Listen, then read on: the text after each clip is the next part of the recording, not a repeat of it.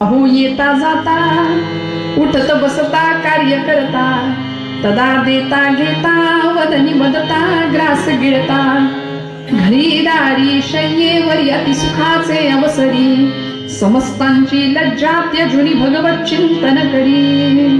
अखंड भगवत चिंतन, अखंड नामस्मरण. आणि बघता बघता बघता 7-8 वर्षाचं वय झालं आणि शास्त्र असं सांगतं 8 वर्षात भवेत कन्या. मुलगी 8 वर्षाची झाली की असं म्हटलंय आता पितृक्षेत्र तर हरवलंच होतं, पण तिच्या विवाहाची काळजी आईला वाटायची. आमच्या मोरोपंतांची एक आर्य आहे, उपवर कन्या होता, उपवर कन्या होता पितयाच्या काळजास कातरते, कातर सासर सागर जाय कशी पार हेची कातरते. कन्या उपवर झाली. आता पूर्वीचा काळ होता 8 वर्षाचं वय झालं की 8 वर्षात भवेत कन्या. 8 वर्षाची ती कन्या असते. आता आम्ही 28 वर्षाची झाली तरी म्हणतो आमची कन्या, नाही का? तसं नाहीये. ते 8 वर्षाच्या मुलीचा विवाह पूर्वीच्या काळी केला जायचा. मुलगी उपवर झाली की मग घरच्यांना काळजी लागायची. पितयाच्या काळजास कातरते, पित्याच्या काळजाला काळजीची कात्री लागते. की म्हणाले हे संसार रूपी जो सागर आहे ती जाणार आहे सासरी. सासर रूपी सागरामध्ये कसे प्राणी असतील? प्राणी म्हणले का मी? नाही, प्राणी नाही, पण माणसंच असतात पण प्राण्यासारखी वागतात. तर तिचं पुढे कसं होईल याची काळजी आई वडिलांना कायम लागते. या बाळाची काळजी आईला लागली होती. तिचं पुढे कसं होणार, कसं स्थळ मिळेल, आणि म्हणून स्थळ चालून यायला लागली.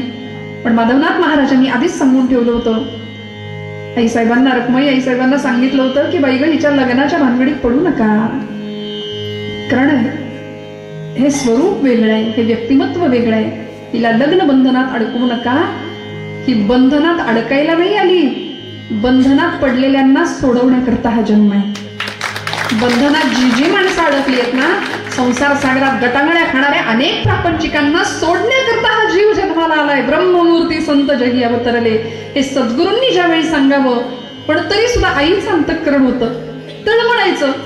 शिक्षण घे बाई, मोठी हो, काहीतरी पोटा पाण्याचं बघ, काहीतरी शिक चांगलं आणि स्वतःच्या पायावर उभी राह, हे आईची अपेक्षा. पण ताई महाराजांचं चित्त कशात नव्हतं? प्रपंचात, अखंड नामसाधना. आणि आता सद्गुरु कृपा झाल्यानंतर मला देव भेटला पाहिजे ही तळमळ. परमेश्वर कुठे भेटेल, तो कसा असेल, माझ्याशी बोलेल, मला दिसेल. प्रचंड तळमळ, ईश्वर दर्शनाची ओढ. म्हणून मी म्हटलं ना, आर्त सुरामध्ये ताई महाराज रडायच्या भगवंता करता. आपण रडतो का? आपल्याला देव भेटत नाही कारण आपण रडत नाही. हा, आपण आपल्या प्रपंचासाठी रडतो, आपण देवासाठी नाही रडत. महाराजांना, ताई महाराजांना, बाबांना का दर्शन द्यावंसं वाटलं दत्तप्रभूंना? का उभी राहिली बालवेशामध्ये समोर? याचं कारण प्रचंड आर्तता होती. खूप रडायच्या, खूप रडायच्या. आणि निघाले ना एक दिवस, कुणालाही न सांगता घर सोडलं, बाहेर पडल्या. माहिती नव्हतं कुठे जायचंय, किती अंतर जायचंय, नेमकं कुठे जायचंय, कुणाला भेटायचं, काही माहिती नव्हतं. कुठे जायचे, किती जायचे, कुठे जायचे, किती जायचे, ठाऊक ना कवनाला, ठाऊक ना कवनाला. हो कुठे जायचे, किती जायचे, ठाऊक ना कवनाला. येतील तिकडे पाय जायचे, येतील तिकडे पाय जायचे, ईश कृपा मिळवाया रामा, साधुजी रामा, राजा राम कहोजी.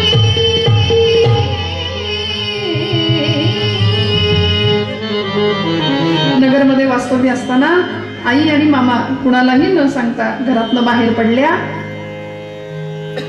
आणि येता येता येता पुण्याच्या रेल्वे स्टेशनवर, पुण्यामध्ये असताना पुण्याच्या रेल्वे स्टेशनवर आल्या. पुण्याकडे जाणाऱ्या रेल्वेचं तिकीट काढलं आणि गाडीत बसल्या. पुण्याकडे जाणारी रेल्वे, पण बेलवंडी नावाचं स्टेशन आल्यानंतर तिथे उतरण्याची इच्छा व्यक्त केली. स्टेशन मास्तरांनी विचारावं, बाई ग हे पुण्याचं तिकीट आहे आणि तू इथे कुठे उतरते? सांगावं, माझी मावशी इथं राहते, आजारी आहे, मला बघायचंय, मला भेटायचंय. उतरल्या खाली. रात्रीची वेळ आहे श्रोते हो. अत्यंत लहान वय आहे. ईश्वर दर्शनासाठी तळमळणारा जीव भगवंत भक्ताची परीक्षा पाहतो असं म्हणतात. आर्त टाहो फोडावा भगवंतासाठी. पांडुरंगा, परमेश्वरा, हे भगवंता कधी दर्शन द्याल? आर्त स्वराने भगवंताच्या भेटीची तितिक्षा आणि तळमळ जीवाशी उराशी बाळगलेला हा जीव घर सोडलंय. अत्यंत लहान वय आहे. निबिड अंधकार आहे. रात्रीचा काळोख आहे. 1:30, 2, 2:30चा प्रहर. आणि बघता बघता बघता त्या गावाच्या दिशेने पावलं निघाली. गाव एका बाजूला, नदी लागली, खंडेरायाचं मंदिर लागलं. एक छोटीशी टेकडी, ती टेकडी चढून जावं, डोंगर चढावा. वनराई आहे, घनदाट अरण्य आहे. श्वापदांचा आवाज कानावर पडतोय. रातकिडे किरकिर करतायत. आणि अशा अवस्थेमध्ये भगवंताला भेटायला हा जीव बाहेर पडलाय. श्रोते हो, तुमची माझी तळमळ इतकी नसते म्हणून देव आमच्यापासून लांब राहतो. आमचा प्रपंचच आम्हाला गोड वाटतो आणि आमच्या प्रपंचात बाकी सगळं असतं, देव नसतो. देव सोडून सगळं असतं. ताई महाराजांनी देवाला मागितलं, बाकी सगळ्याचा वेळ प्रसंगी त्याग केला. देवाच्या सख्यत्वासाठी पडाव्या जीवलगांच्या तुटी, सर्व स्वार्पावे शेवटी प्राण तोही वेचावा. आणि त्या बेलवंडी गावामध्ये त्या जंगलाच्या बाजूला एखाद्या डोंगरावर जावं. पहाट होत आली. नदीचं पाणी घेतलं, मुखमार्जन केलं आणि छान एका वृक्षाच्या घनदाट त्या सावलीखाली छान बसल्या. एकांत मिळालं. कारण ज्या एकांतासाठीच हा जीव अखंड तळमळायचा. शाळेत जरी गेले तरी एकांत, बाजूला बसायच्या. असा आहे संतांच्या जीवनाचा संदेश आहे. श्रोते हो, लोकांताशिवाय एकांताची किंमत कळत नाही. लोकांताशिवाय एकांत नाही आणि एकांताशिवाय हृदयस्थ सीताकांत भेटत नाही. हृदयात देव बघायचा असेल तर एकांतवास माणसाने करावा लागेल. काही गलबला, काही निवांत. समर्थ म्हणतात काही वेळ लोकांतात आणि काही वेळ एकांतात. सत्पुरुषांचं हेच तर. म्हणून मगाशी मला दादांनी सांगताना सांगितलं ना, त्या दरवाजामधून कुणाला आतमध्ये येऊ द्यायचं, कुणाला आतमध्ये येऊ द्यायचं नाही, हे सगळं महाराज बाबा ठरवत होते. एकांत प्रिय संत सज्जनांना, सत्पुरुषांना. आणि तो एकांत जसा प्राप्त झाला ना, त्या झाडाच्या खाली बसल्या. 1 नाही 2 नाही 11 दिवस अखंड ध्यान साधना करावी. किती तितिक्षा किती असावी. आर्तस्वरामध्ये भगवंताची कारुण्य भावाने टाहो फोडून आर्त साधना कशी करावी. तहान भूक या सगळ्याच्या पलीकडं आणि एकच ध्येय भगवत दर्शन. बरं, तहान भूक लागली तर पाणी प्यावं नदीचं, त्याच वटवृक्षाची, त्याच वडाच्या झाडाची कोवळी पानं खावीत. 11 दिवस एका पाठोपाठ पुढे निघाले. कधी झाडावर बसावं, रात्रीची वेळ झाली की झाडावर जाऊन बसावं. वन्य श्वापदांचा आवाज रात्रभर, रातकिड्यांचा किरकिर आवाज. सकाळ उजाडल्याबरोबर खाली बसावं. कुणीही गुरढोरं सुद्धा चरायला येणारी माणसं आजूबाजूला दिसायची. इतकं निर्जन अवस्थेत त्या बसायच्या, ध्यानधारणा करायच्या आणि भगवंतांची तितिक्षेने आर्ततेने वाट पाहायच्या. परमेश्वरा, का तळमळ लावता एवढी? भेटीची आवडी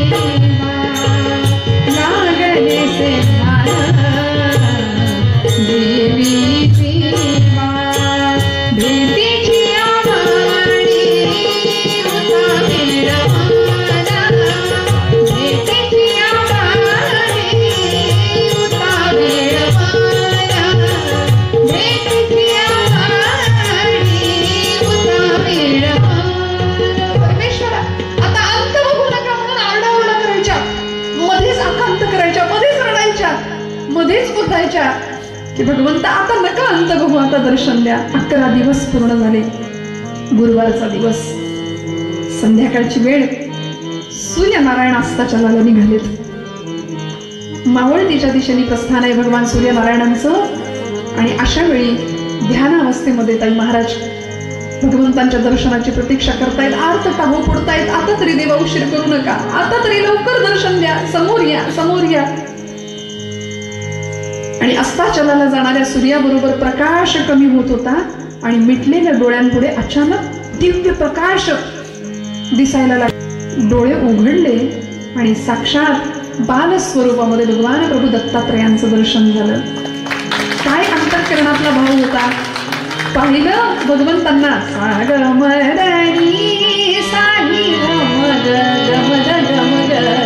पाहिलं, दर्शन घेतलं. तीन शिरे सहा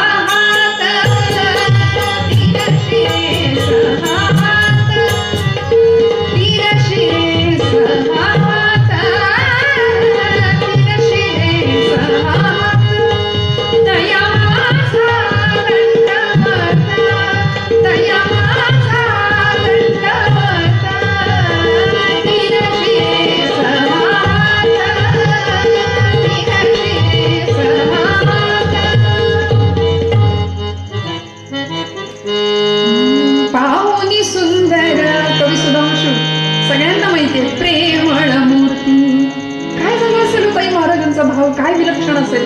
साक्षात दत्तप्रभू बालरूपामध्ये अत्यंत सोळ सुकुमार गुंड स्वरूप समोर उभं आहे. दत्तप्रभूंचं अश्रुधारा व्हायला लागल्या, अश्रुपात झाला. पाहुनी सुंदर प्रेमळ मूर्ती, आनंदाचे आसू झरती, आसू झरती, सारे सात्विक भाव उमलती, हळूहळू सरते मी पण माझे दत्त दिगंबर दैवत माझे, दत्त दिगंबर दैवत माझे, दत्त दिगंबर दैवत माझे. एका वेगळ्या अवस्थेमध्ये ताई महाराज समाधी लागावी, दत्तप्रभूंचं दर्शन व्हावं एवढंच नाही, त्या बालमूर्तीनी बाळा हे घे म्हणून हातातल्या ओंजळीमध्ये एकमुखी 2 रुद्राक्ष टाकावेत. आयुष्याचं पूर्ण सार्थक झाल्याचं प्रचिती आली. आणि आता हा देह ठेवू कशाला, या प्रापंचिक माया जाळात मी फसू कशाला, म्हणून देह संपवते, देह विसर्जित करते असं म्हणून निघाल्या दरीच्या दिशेने उडी टाकायला. पण तेवढ्यात बेलवंडी गावातल्याच पाटलांनी त्यांना अडवावं. बाळा तू माझ्या मुलीसारखी आहे म्हणाले, तू माझ्या घरी ये. ताई महाराजांनी बेलवंडी गावामध्ये वास्तव्य केलं, अनेकांचा उद्धार केला. एकांतात खंडेरायाच्या मंदिराजवळ राहिल्या. अनेकांचा उद्धार करताना मी जसं पूर्वरंगात म्हटलं ना, होका ती सांगड घालावी लागते बरं आम्हा कीर्तनकारांना. हरदासाची कथा मूळ पदावर आली पाहिजे.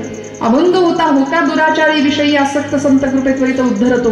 बेलवंडीमध्ये अनेक जणांचा उद्धार करताना ज्यांनी ताई महाराजांच्या वरतीच दुष्टकृत्य करण्याचा प्रयत्न केला होता असे एडके नावाचे एक साधू होते, ढोंगी साधू होते.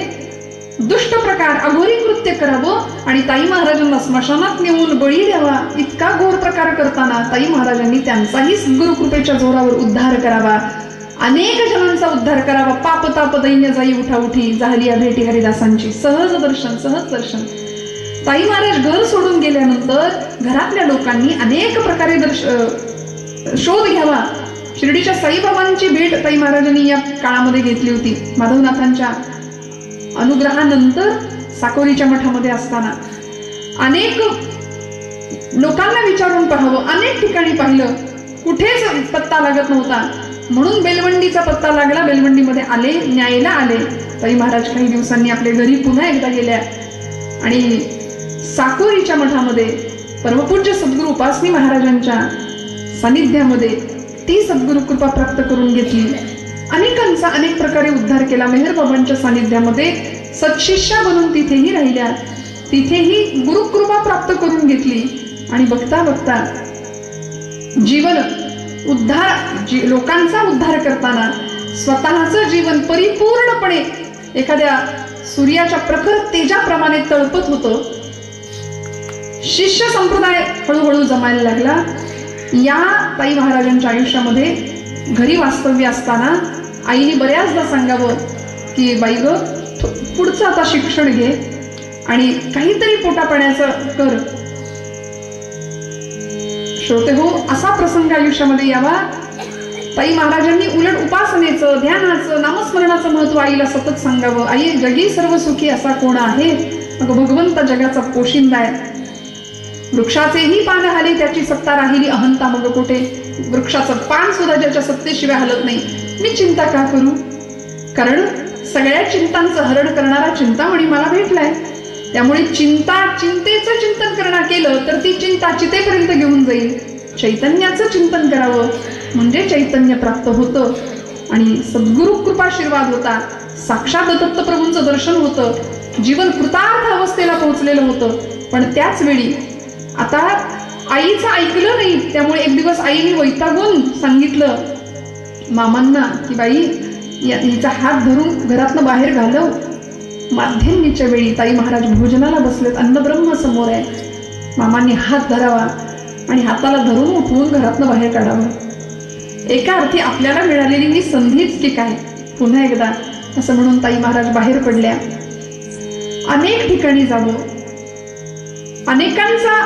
अनेकांचं सहाय्य घ्यावं या भक्ती मार्गामध्ये.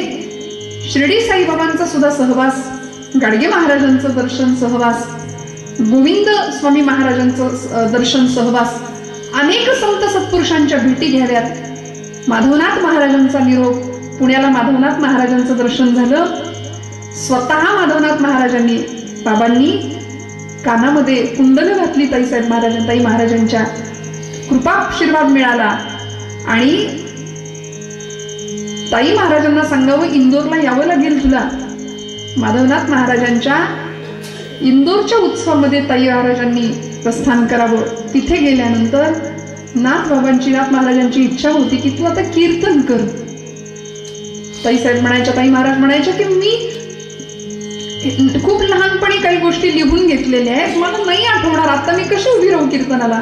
पण करता करविता भगवंतांनी सद्गुरू जर असतील तर विश्वास ठेव, कीर्तनाला उभी राहा. 30,000-35,000 जनसमुदाय समोर आहे. ताई महाराज कीर्तनाला उभ्या राहिल्या. काळ कुठला आहे श्रोते हो बघा. आज आपल्या समाजामध्ये एखाद्या स्त्रीने कीर्तन करावं की नाही अशा चर्चा होत आहेत. महिलांना कीर्तनाचा अधिकार आहे की नाही अशा चर्चा होतात. हे आत्ता चालतं 21व्या शतकाकडे. त्या काळामध्ये, म्हणजे तो काळ काही फार जुना नाही पण तरी सुद्धा त्या काळामध्ये नाथ महाराजांची कृपा व्हावी आणि ताई महाराजांनी कीर्तनाला उभं राहावं, मीराबाईंसारखं पायात पैंजण घालावं आणि ब्रह्मानंदामध्ये तल्लीन होऊन नाचायला लागावं, रंगून जावं आणि गोड असं भगवंतांचं भजन सुरू करावं. गोपाला गोपाला देवकी नंदन गोपाला गोपाला गोपाला देवकी नंदन गोपाला गोपाला गोपाला देवकी नंदन गोपाला. बोला बोला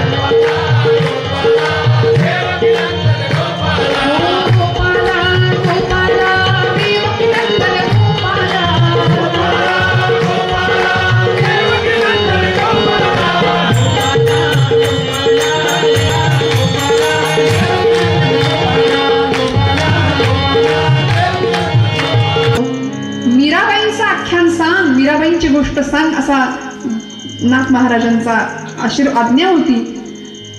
कथा सांगायला उभ्या राहिल्या, कीर्तनाला उभ्या राहिल्या आणि भजनामध्ये इतक्या तल्लीन झाल्या की ते भजन करता करता समाधी अवस्थेमध्ये गेल्या. 35,000 जनसमुदाय समोर साईबाबांना प्रिय असलेली त्यांचा पोशाख प्रिय झाला म्हणून ती कपनी अंगावर चढवावी, ते कापड मस्तकावर बांधावं आणि इतकं साजरं गोजरं रूप सगळेजण पाहतायत ताई महाराजांकडे. शंकर महाराजांकडून संन्यास धर्माची दीक्षा सुद्धा प्राप्त करून घेतली. जीवन इतकं सुंदर कृतार्थतेने समोर गेलं, ईश दर्शन झालं. अजून काय हवं या जीवनामध्ये? भगवान माधवनाथ महाराजांनी या प्रसंगामध्ये उठावं आपल्या सिंहासनावरून, समाधी अवस्थेमध्ये गेलेल्या ताई महाराजांच्या मस्तकावर हात ठेवावा आणि सांगावं ताई आता कीर्तन चालू ठेव पुढे. पुन्हा जाऊन आपल्या आसनावर बसावं आणि त्यानंतर ताई महाराजांनी इतकं गोड कीर्तन करावं, मीराबाईंचं गोड आख्यान लोकांना सांगावं. असं करता करता करता अनेकांचा उद्धार केला. श्रोते हो, नाथ संप्रदायामध्ये वृद्धेश्वराचं मंदिर, त्या वृद्धेश्वरांचा कृपाशीर्वाद व्हावा. आदिनाथांनी साक्षात सिंहाच्या रूपामध्ये ताई महाराजांना दर्शन द्यावं अनेक लोक समोरे जायला घाबरत होते, पण ताई महाराज म्हणायचे हे तर आपले आदिनाथ, म्हणून तिथेच त्या गुहेत बसून तपश्चर्या करावी. सगळं म्हणतात अहंता, ममता आणि निर्विकल्प अवस्था, निरामय निर्विकार अवस्था प्राप्त झाली आणि साक्षात ब्रह्मच चैतन्य रूपाने अवतीर्ण झालं होतं. म्हणून नामदेव महाराज म्हणतात ब्रह्ममूर्ती संत जगी अवतरले. इंदोरमध्ये ताई महाराजांनी कीर्तन करावं. बघता बघता अनेकांनी सांगावं की या खानदेश प्रांतामध्ये यावं, अनेकांचा उद्धार करावा. आणि ही कथा आपल्या सगळ्यांना माहिती की या मठाची स्थापना ताई महाराजांनी कशी केली, किती मोठ्या संघर्षामध्ये अनेकांचा उद्धार करावा. अनेक ठिकाणी नाम सप्ताह ताई महाराजांनी बाबांनी चालू करून दिले. अनेकांना नामाच्या मार्गाला लावलं, भक्तीच्या मार्गाला लावलं. भवसागरामध्ये गटांगळ्या खात असणारा समाज भक्तीची दीक्षा त्या समाजाला द्यावी आणि खऱ्या अर्थी जगाच्या कल्याणा संतांच्या भूती या न्यायाने अनेकांचा उद्धार करावा. अनेक गावांमध्ये नाम सप्ताह सुरू करून दिले आणि मग या गावामध्ये उंदीरखेडे गावामध्ये येऊन सुद्धा हे सगळं वैभव ताई महाराज या अलीकडच्या काळामध्ये निर्माण करतात. तुमचं माझं अनेक जन्माचं भाग्य आहे, जन्मोजन्मी आम्ही बहुपुण्य केले, तेव्हा या विठ्ठले कृपा केली म्हणून आपली पावले इथे आहेत. बाबांचा आशीर्वाद आपल्यावर आहे. आई आहे पण पित्याचं छत्र सुद्धा देते, म्हणून बाबा म्हणून उल्लेख करता आपण सगळे की खरंच ज्याला कुणी नाही ना, मी म्हणते ना, आपण म्हणतो आळंदीला जावं माऊली, ज्याला आई नाही, वडील नाही, जो अनाथ आहे ना, ज्ञानराज माझी अनाथांची माया, तसं बाबांच्या रूपाने ताई महाराजांच्या रूपाने ज्याला कुणी नाही, जो खरंच अनाथ आहे त्याला ताई महाराज आहेत. ते बाबा आहेत म्हणून आपली पावलं इकडे यावीत. कुठल्याही प्रकारची आसक्ती नाही, प्रसिद्धीची हाव नव्हती, कीर्तीचा हव्यास नव्हता. फक्त लोकांना सतत सांगावं की जो ब्रह्मरसाचा काढा मी प्यायले ना, तो काढा तुम्ही प्या. सेवी तो हा रस वाटी तो अनेका, घ्यारे होऊ नका रानभरी. आम्ही ज्या काढ्याचं गोड काढा ब्रह्मरसाचा त्यांनी भवरोग निवारण होतो, तो काढा आम्ही प्राशन केलाय आणि तो मी तुम्हाला द्यायला आलीय. तर तुम्ही त्याचं प्राशन करा, अखंड नाम घ्या. नामामध्ये मिळणारी ताकद अन्यत्र कुठे नाही. तुम्ही आम्ही खेळीमेळी गदारोळी आनंदे, हा आनंदाचा गदारोळ फक्त नाम साधनेतच होऊ शकतो. म्हणून नाम महात्म्य जगाला पटवून सांगावं. अत्यंत सुंदर कर्मयोग म्हणजे तितकेच कष्ट, उत्तम शेती फुलवावी, शेतीचं काम करावं. जगाला कर्मयोग सुद्धा सांगावा, भक्तियोग सुद्धा सांगावा. ज्ञान भक्ती वैराग्य या तिन्हींचा संगम असलेलं हे व्यक्तिमत्व, हे विभूतिमत्व या भूतलावर या ठिकाणी अवतीर्ण झालं आणि आज आपल्या सगळ्यांना त्यांचा सहवास प्राप्त झाला. माझ्या अल्पकुवतीनुसार, अल्पमतीनुसार, अल्पबुद्धीनुसार खूप मोठे चरित्र आहे, पण त्या चरित्राला थोडासा स्पर्श आणि त्या चरित्राची पूजा करण्याचा मानस आणि ती संधी आपण सगळ्यांनी मला प्राप्त करून दिली. खरं तर आपण सगळे चरित्र जाणता, आपल्याला इथे येऊन ताई महाराजांचं चरित्र सांगणं ही माझी खरं तर पात्रता नाही, पण शीतलताई त्यांची इच्छा, त्यांची तळमळ आणि त्यांनी मला केलेलं सहकार्य, माझ्याकडे हातात असलेला अत्यंत कमी वेळ, त्या वेळेमध्ये जे काही थोडंफार आपल्या समोर मांडता आलं ते मांडण्याचा प्रयत्न केला. झालेली सेवा बाबांच्या चरणावर समर्पित करते. बोलत असताना काही वेळाकडे गेलं असेल तर मोठ्या अंतकरणाने क्षमा करा. भक्तीचंच दान द्यावं. लोकांनी पैसे द्यावेत या कामामध्ये, तरी सुद्धा बाबा म्हणायचे मला पैसे नको, मला भक्तीची भीक द्या. द्यायचीच असेल तर पैशांची भीक नको, भक्तीची भीक द्या. समाजाने फक्त भक्ती मार्गाला यावं या एका तळमळीपायी अखंड आयुष्य जिजवलं. आणि 17 ऑक्टोबर 1996 साली देहानी निघून गेल्या, पण आज ते चैतन्य, ते तत्व आणि ते ब्रह्ममूर्त स्वरूपामध्ये असलेलं त्यांचं अस्तित्व आजही तुमच्या माझ्यामध्ये आज इथे आहे. त्यामुळे त्यांचा कृपाशीर्वाद आपल्या सगळ्यांवर प्राप्त व्हावा एवढीच अपेक्षा करते. सगळ्यांच्या चरणी मनोमन कृतज्ञतापूर्वक वंदन करते. माझ्या दोनही साथीदारांना वंदन, उत्तम ध्वनी व्यवस्था त्यांनाही वंदन आणि झालेली सेवा बाबांच्या चरणावर समर्पित करते. ब्रह्ममूर्ती संत जगी अवतरले, ब्रह्ममूर्ती संत जगी अवतरले.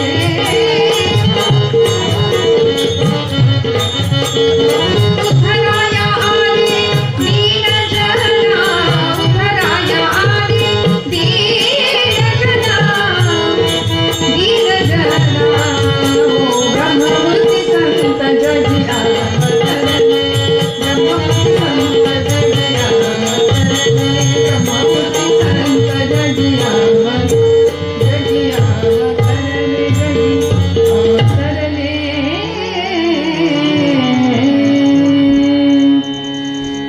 आरती करायची कसं आरतीची करायची मग आरतीचं एक तबक घ्यावं लागेल नाहीतर मग फक्त एक श्लोक म्हणायला लावते आणि थांबूया आपण आरती मग अशी झालेली आहे तर हा एक श्लोक फक्त सगळेजण आपण माझ्याबरोबर म्हणा जया संगतीनेच विराग झाला मनोदरीचा जडभाग केला साक्षात परमात्मा मज भेटविला विसरू कसा मी गुरुपादुकाला विसरू कसा मी गुरुपाद सदा सर्वदा योग तुझा घडावा तुझे कारणी प्रेम माझा पडावा उपेक्षू नको गुणवंता अनंता प्रभू नायका मागणे हेची आता ज्या ज्या स्थळी हे मन जाय माझे त्या त्या स्थळी हे मी ठेवितो मस्तक ज्या ठिकाणी तेथे तुझे सद्गुरु पाय दोन्ही पुंडलिक वरदा हरी विठ्ठल श्री ज्ञानदेव पंढरीनाथ भगवान की सद्गुरु श्री माधवनाथ महाराज की सद्गुरु श्री ताई महाराज की जय जय रघुवीर समर्थ श्रीराम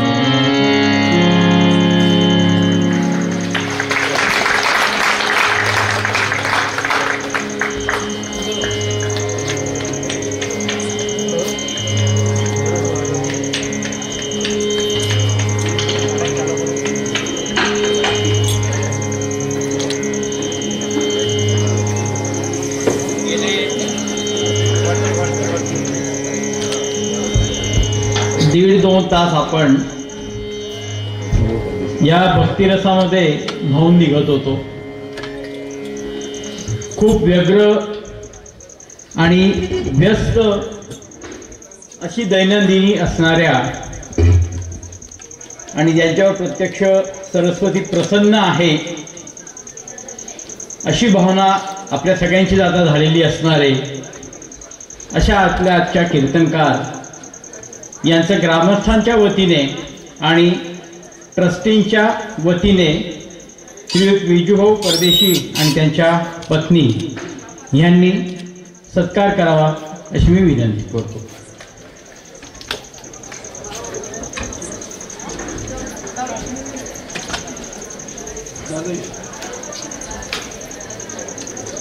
त्याच्या यजमानाला विनंती करतो त्यांनी आपल्यासोबत यावं. ताईंचा थोडक्यात परिचय मी सांगतो. रोहिणीताई कौतुक परांजपे यांचं शिक्षण MA झालेलं आहे. संगीतशास्त्रामधून त्यांनी MA केलेलं आहे. BA त्यांनी कीर्तनशास्त्रातनं केलेलं आहे. त्यांना गुरुस्थानी हबप कीर्तन कला शिखर श्री नारायण गोवा काणे कोल्हापूर आणि जे संपूर्ण महाराष्ट्राला परिचित आहेत हबप श्री चारुदत्त ताफळे यांना ते गुरुस्थानी मानतात. त्यांना खूप सारे पुरस्कार मिळालेले आहेत आणि त्यांची देश पातळीवरती स्त्री कीर्तनकार म्हणून, तरुण कीर्तनकार म्हणून, नारदीय कीर्तनासाठी विशेष योगदान म्हणून असे वेगवेगळ्या स्वरूपाचे त्यांना पुरस्कार प्राप्त झालेले आहेत.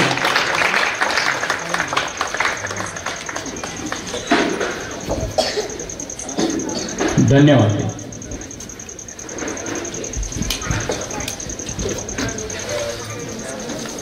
आजच्या आपल्या धडपड केली त्या धडपड करणाऱ्या सगळ्यांचं मनापासून अभिनंदन.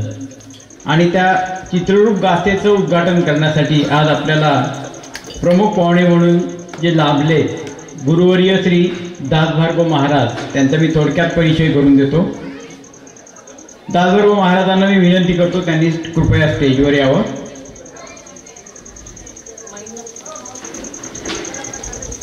त्यांच्या पत्नी माई यांनी सुद्धा स्टेजवर यावं. त्यांचा सत्कार करण्यासाठी डॉक्टर VS पाटील आणि सौ मंदाकिनीताई चव्हाण यांनाही मी स्टेजवर यावं अशी विनंती करतो. दासभार्गव महाराजांचा व्यासंग खूप आहे.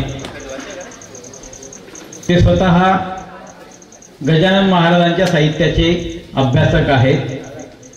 जवळजवळ एक तप गजानन महाराजांच्या चरित्रावरती अभ्यास करून दासगणू महाराजांच्या पोथीमध्ये जे जे प्रसंग, जे स्थान यांचा उल्लेख आलेला आहे त्या प्रत्येक स्थानावरती जाऊन त्यांनी मुळापर्यंत जाऊन सगळी माहिती काढलेली आहे आणि त्या सर्व माहितीच्या आधारे त्यांनी चरित्रकोश गजानन महाराजांचा हा प्रसिद्ध केलेला आहे, लिहिलेला आहे. अशा व्यासंगी व्यक्तीला आपण आज इथं अनुभवत आहोत. त्यांच्या विद्वत्तेचा थोडा तरी अंश माझ्यामध्ये यावा अशी मी प्रभूचरणी प्रार्थना करतो. त्यांची कृपा आपणा सर्वांवर सतत राहो ही सुद्धा मी प्रार्थना करतो. डॉक्टर चव्हाण यांना मी विनंती करतो की त्यांनी दासबारगो महाराजांचा सत्कार करावा.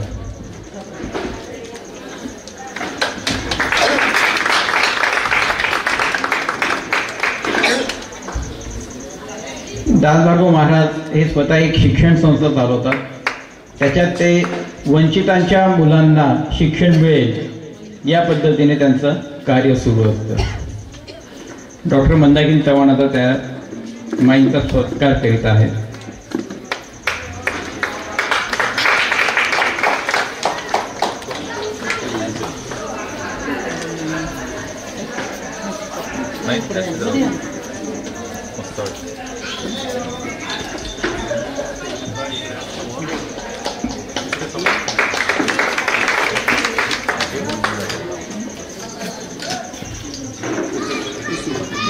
धन्यवाद.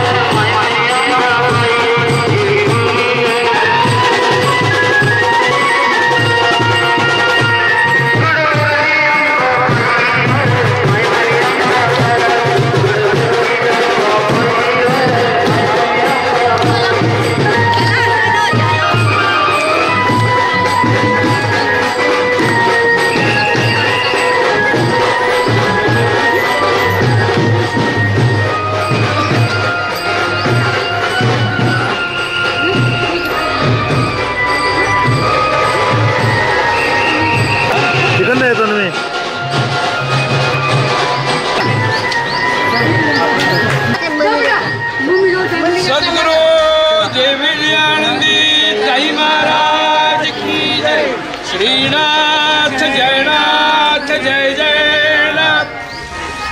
चलो चला थांबा.